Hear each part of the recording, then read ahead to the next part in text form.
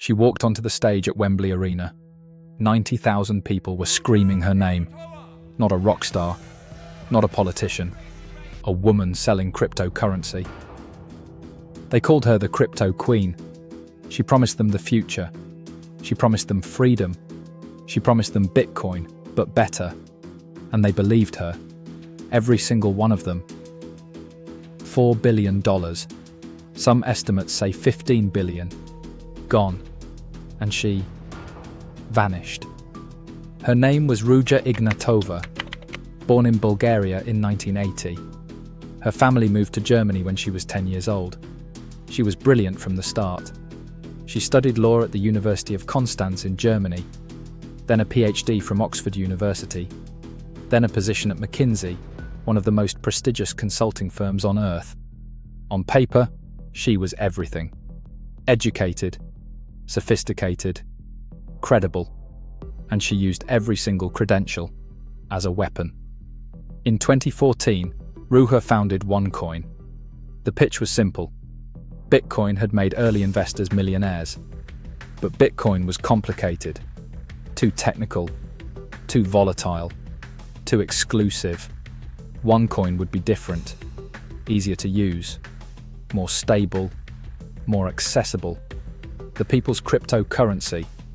That was the promise, and it spread like wildfire. OneCoin used a multi-level marketing structure. You bought an educational package. Prices ranged from $100 to $118,000. Inside each package were tokens.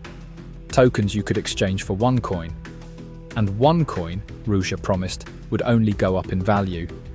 She told investors that by 2018, OneCoin would be worth more than Bitcoin.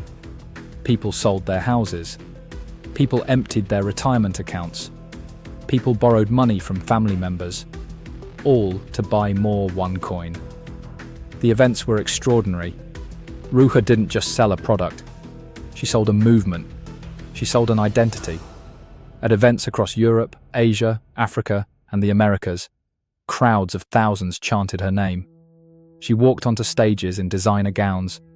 She spoke about financial freedom, about taking power back from the banks, about changing the world. And people wept, literally wept, because they believed. Here's what they didn't know. OneCoin had no blockchain. Every legitimate cryptocurrency runs on a blockchain, a public, verifiable, decentralized ledger. Bitcoin has one. Ethereum has one. OneCoin had a database, a private, centralized, completely controlled database, controlled entirely by Ruja. She could change the price whenever she wanted. She could create new coins out of thin air. She could make your balance say anything. And she did. In 2015, a software developer named Bjorn Bjerke was approached by OneCoin. They offered him a job. "Build us a real blockchain," they said. Bjerke investigated the company before accepting. What he found shocked him. OneCoin's so-called blockchain was processing 0 transactions. Not slow transactions. 0. He turned down the job. He went public with his findings. OneCoin called him a liar. Their followers called him a hater. The money kept flowing in. The BBC podcast The Missing Crypto Queen, produced by Jamie Bartlett, documented what happened next. By 2016, OneCoin had collected over $4 billion from investors worldwide. The money moved through shell companies in multiple countries, through banks in Dubai, Germany, and the Cayman Islands, through a network so complex that investigators would spend years trying to untangle it. Ruja herself was living in a $13.5 million apartment in Sofia, Bulgaria. She owned a yacht. She owned multiple properties across Europe, all purchased with investor money. In the United States, federal investigators were watching. The FBI, the Department of Justice, the SEC. They had been building a case since 2016. In 2017, Ruja's co-founder Sebastian Greenwood was identified as a target. Ruja knew the walls were closing in. On October 25, 2017, Ruja Ignatova boarded a Ryanair flight from Sofia, Bulgaria to Athens, Greece. She was never seen again. She left behind 3 million investors. She left behind billions in losses. She left behind her own brother. And she disappeared.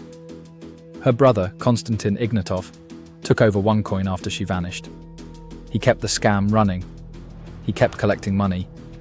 He kept telling investors that Ruja would return, that everything was fine, that the haters were wrong.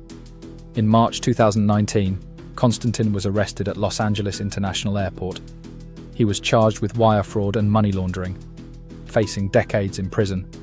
He made a deal. He cooperated with federal prosecutors. He told them everything. What he revealed was staggering.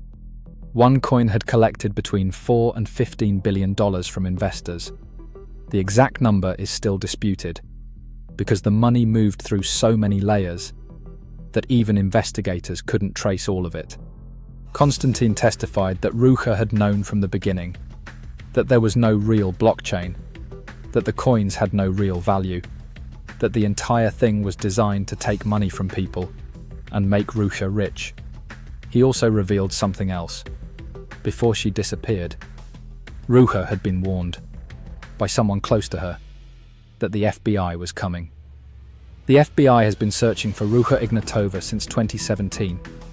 In 2022, she was added to the FBI's 10 most wanted fugitives list, one of only 10 people in the entire United States considered dangerous enough to make that list. The reward for information leading to her capture? $100,000. As of 2024, she has not been found. There are theories. Some say she is living under a false identity in Dubai.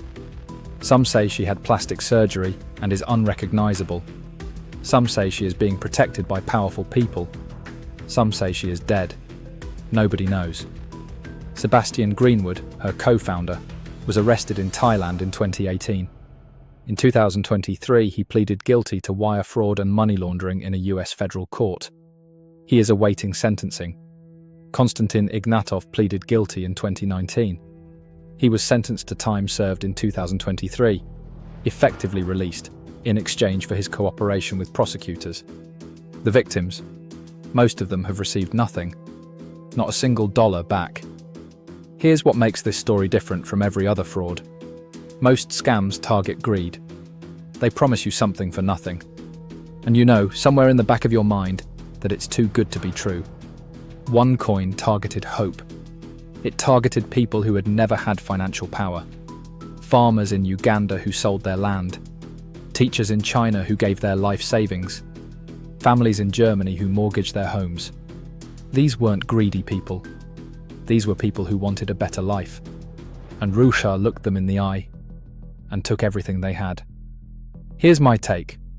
Ruja Ignatova is one of the most dangerous people alive. Not because of the money she stole, but because of how she stole it. She understood something profound about human psychology. People don't just want money. They want to belong to something. They want to believe in something. They want to feel like they're part of a movement. And she gave them that feeling, while emptying their bank accounts. That's not just fraud. That's manipulation at a level most people can't even comprehend. And somewhere out there, she's still free. If this story made you feel something, subscribe. Hit the bell, because the next story is just as insane.